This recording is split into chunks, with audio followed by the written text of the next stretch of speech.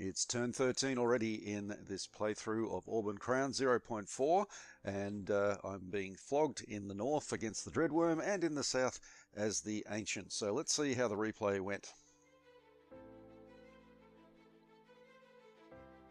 Yes, of course, targeting the elite unit, the most expensive one within range, makes perfect sense. And kind of expected that, but am still disappointed at the perhaps the unnecessary loss.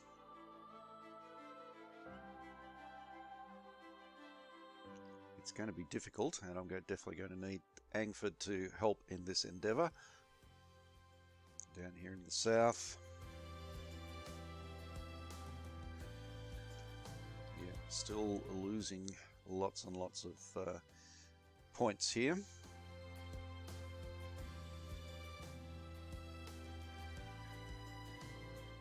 Very static front line, actually. There's not much happening at all,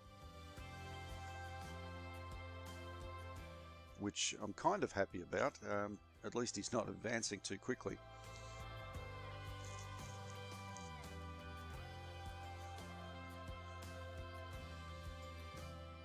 Right, so we lost a few units, and of course the Crystallites elite unit is the most important one.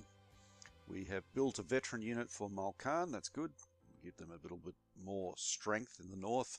They can be supported by Silk Sultanate as well, and that hopefully will put a bit of pressure on Guatemala. Right, so we see a couple of units there, Guatemala units, medium humanoids and large humanoids or giants,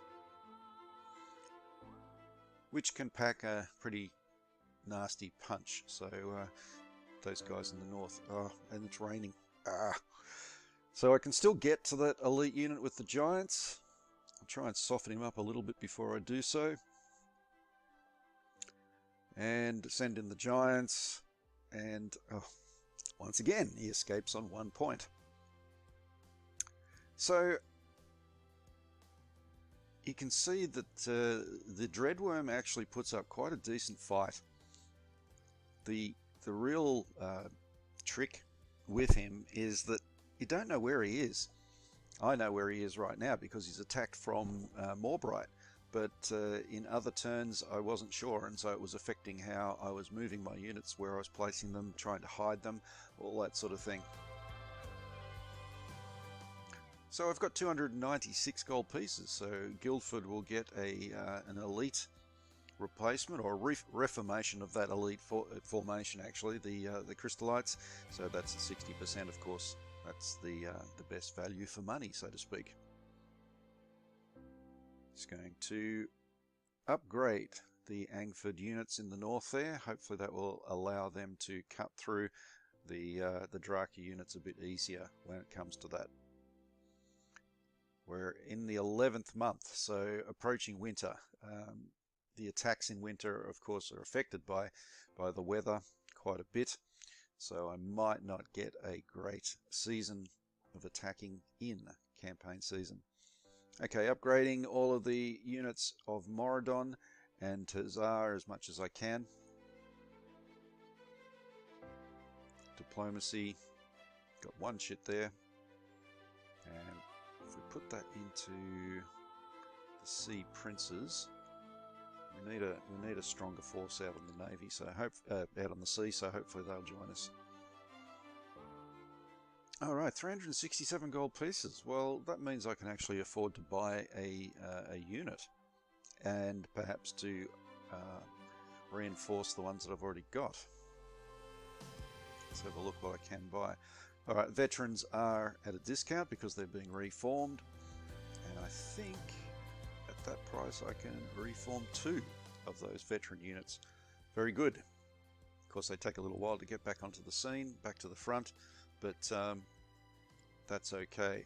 And I will reinforce the units at the front and move back that very sad veteran unit there, which will be in danger of attack from the air, so I won't be surprised if he does get defeated.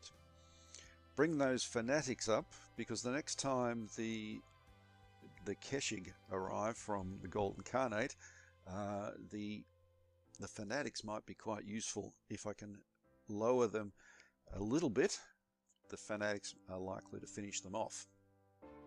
We'll see. That might just be a dream. All right, let's move these units down and continue to protect the Silk Sultanate, but try to get into a position ready for perhaps an offensive, at least a bit of a reconnaissance in force. I have to see how this all goes before I can make that decision. At the moment, I'm just holding that river line, basically. And the Tribal League.